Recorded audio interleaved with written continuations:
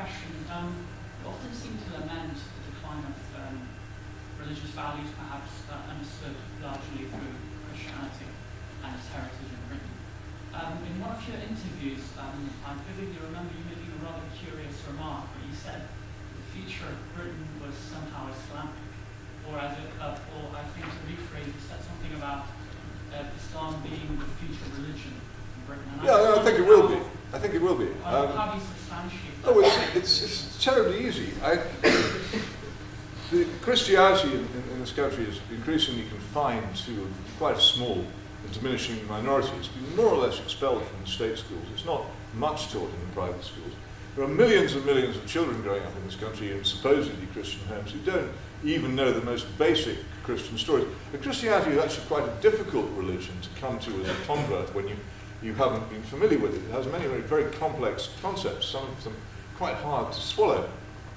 Islam, by contrast, is a tremendously simple religion with a very, very strong and simple appeal, which is far more easily accepted and avoids some of the things such as the virgin birth, which give Christian believers quite a lot of trouble, and specifically denies them and also denies the Trinity and things like that. And the other thing is, Islam isn't ashamed of itself. It is not diffident about being itself. It's a confident, proselytizing religion which continues to believe very strongly that it is right. And it now has a presence in this country. And I believe that when materialism fails and growth fails, there will be, I think, considerable scope for a religious revival in this country. I wouldn't like to say when, but I think it will come. They have come before. It came in the 18th century, during the time of the Moses in this country, when Christianity was revived after a long period of almost total failure. And I think that Islam is a far better place than Christianity to take advantage of it, and it would not at all surprise me. I made this point actually largely to annoy Richard Dawkins, because I said to him, look, you're so anxious to destroy, and I know it went home because he keeps going on about it ever since.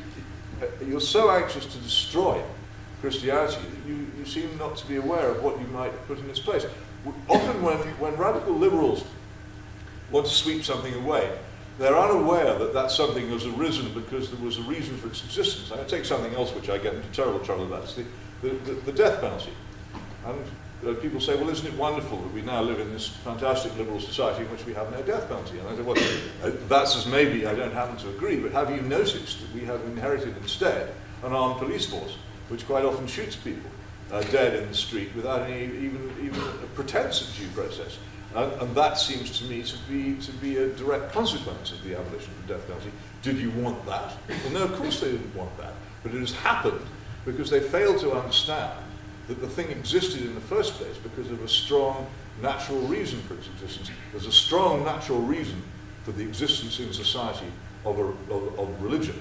If Christianity fails, which religion is most likely in this country to replace it? In my view, it's Islam. And I don't think that's an alarmist or a particularly startling point once you think about it. Not immediately, not next week, but you go to the Muslim parts of this country and you'll see a confidence in religion and a strength of feeling and a discipline in religion.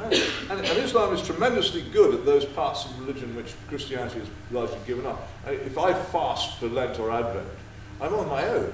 If you're a Muslim and you fast for Ramadan, you fast with thousands of people at your side doing the same thing. And this is tremendously effective in binding it as a community and keeping it alive as something which families embrace and which brings people together. They're good at it.